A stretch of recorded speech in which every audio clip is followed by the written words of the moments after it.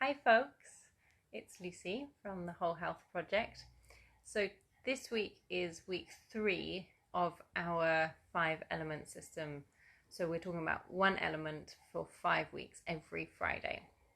And today is the water element. So last week Rachel talked about the metal element. So that's associated with autumn and letting go, the lungs and the large intestine. And today I'm going to take you into deep winter, and we'll talk about the water element. So the meridians that are associated with the water element are the kidneys and the urinary bladder. And this is associated with winter, and it's that sense of going in, of slowing down. If you think of the leaves on the trees in autumn, they shed their leaves and get rid of anything that they don't need, so that they can go in and go deep into winter, take their energy deep into their core and into their roots. And they know that it's time to slow down, that it's time to conserve their energy in order to then revisit their will, revisit their life purpose, and then come into spring with a sense of renewal and starting again. So we can take inspiration from what nature does, and we want to be really looking at this inspiration from nature so that we can follow suit if we've become out of balance at all. So the kidneys sit just below the adrenals, and this gives out small doses of cortisol throughout the day to get us up in the morning. And if we need it, then it gives us adrenaline and cortisol to get out of danger. So if there's a tiger around the corner, you'd get a rush of cortisol and adrenaline. Your energy will be sent to your extremities so that you can fight or run away. And this is known as the nervous system that keeps us in fight or flight mode. So the sympathetic nervous system. So we want to, works really well to keep us alive, and it's doing a great job. But what we see now more than often is that the stress that we see that keeps this spike up is a perceived stress. So it can be from being stressed by an email that comes through. It can be a conversation that made us feel stressed. So this is not a quote unquote life-threatening situation, but our body responds the same way. And when we start to send regular amounts of cortisol and adrenaline into our body, it keeps us alert, and our body will not allow it to fully rest and restore because it thinks it needs to stay on high alert to save its life from the tiger that it thinks is around the corner. So this has a huge effect on our digestion, on our body's ability to be able to detoxify, and also it keeps us in that kind of jittery and high alert mode. And we want to be able to be on high alert when we need to be, like maybe we're working out, maybe you've got a big day at work, or maybe there is something that is genuinely threatening our life. And then we also want to be able to tell the body that it's safe to slip back into the parasympathetic nervous system to rest, restore, and digest. So the kidneys have a really strong relationship with the adrenals. And so if you are constantly pushing yourself and constantly encouraging and forcing your adrenals to release these high alert hormones, then in the 5-element theory, say that you are dipping into your Jing, which is stored in your kidneys. Your Jing qi is your finite amount of qi, or also known as your ancestral qi, that you are born with, a finite amount. And it is like our reserves, and we don't want to be dipping into our reserves too often. We want to be living off acquired qi, which is created with good food, good exercise, good breathing, good rest.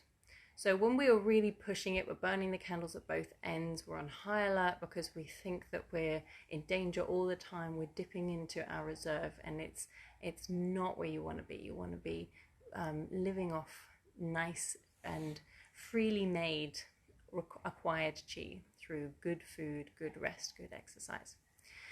So often what happens as well is that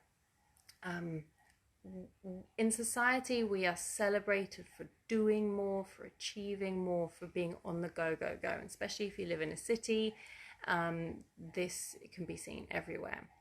So what we find is that a lot of people have a deep fear about slowing down, really slowing down, a deep fear of being still. And there's a lot of stuff that comes up when we're still, and we want to be facing that or witnessing that or nurturing that in order for it to be processed, because if it's not processed, it just stays down there, and then the idea of staying still gets scarier and scarier. So we want to have the courage to remain slow and still, the same way that the trees do. They don't try and keep their beautiful leaves and flowers. They know that it's time to slow down, to shed, and to be vulnerable and naked, and then again spring will come again and renewal will happen. And we cannot skip this phase of the winter, the water and the winter. And that's what we often see, is that people are often constantly trying to stay in the fire stage, which is the full expression of movement and love and joy and all these wonderful things. The emotion that is associated with the water element is courage and fear. So you can see how this, the fear of slowing down, the fear of looking deep into the well and seeing what comes up, takes a lot of courage to face it. And the courage is not the courage of fighting a lion or doing something extreme. The courage is to be still and to sit with what's inside your heart, and sit with stillness.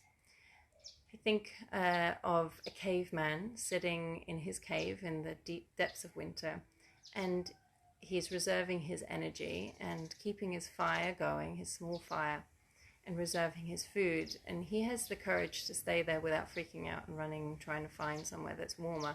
He has the courage to know that he needs to sit there and be with silence and be with stillness, because spring will come again.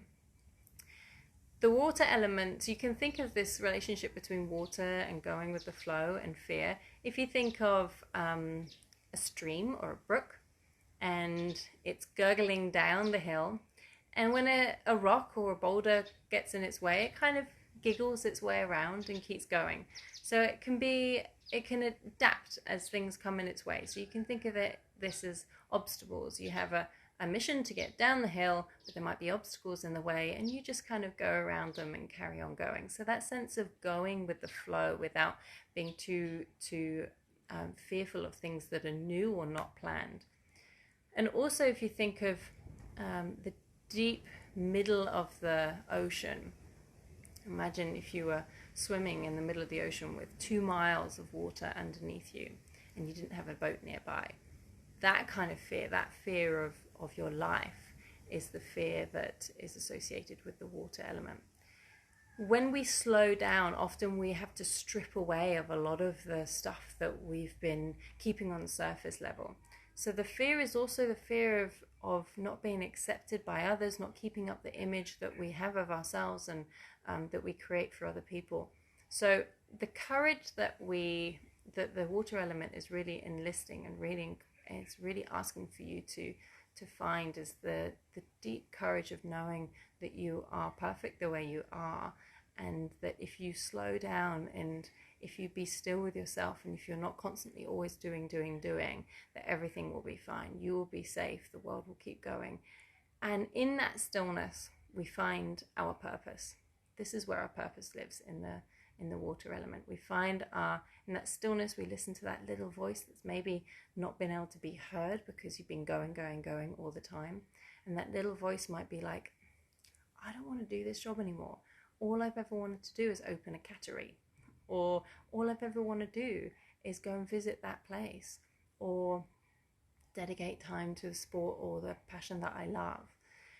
So that voice can sometimes be muffled by all the activities that we're constantly doing. And it takes a lot of courage to listen to that voice and then to take action. And so we sometimes keep ourselves so busy so that we don't even have to listen to it. So in that stillness, a lot can come up. It can be some stuff that we've been trying to run away from for a while, and it can also be your true desires and your purpose and your will. And in yoga, we call it our dharma, our life's purpose. And you just need that one little message. It's not asking for the water element. Is not the stage where you work out plans of how you're going to do it, where you start making lists of things you need to do. It's sitting in that stillness and sitting in that deep knowing and of what it is that you want to be doing. It can be in your life. It can be just a decision that's a difficult decision. We need to have that stillness to listen.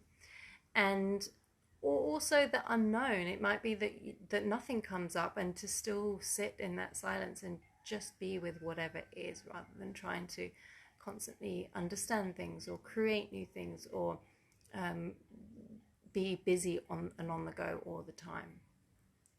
So that is a little snippet about our water element.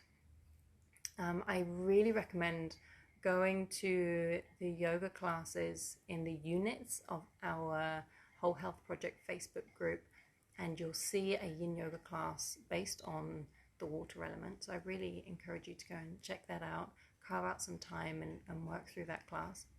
And if you have any questions, just let me know. Just put a little comment below in the comment box. And for those of you who are in winter, so at the moment, if you're listening to this live, that's the southern hemisphere, then wrap yourself up in a blanket, get a warming cup of tea, and just sit and just be. Listen to the wind, listen to whatever sounds are around. Don't try and achieve anything, don't try and understand anything, just be with stillness and see how you go. I look forward to hearing from you. Bye.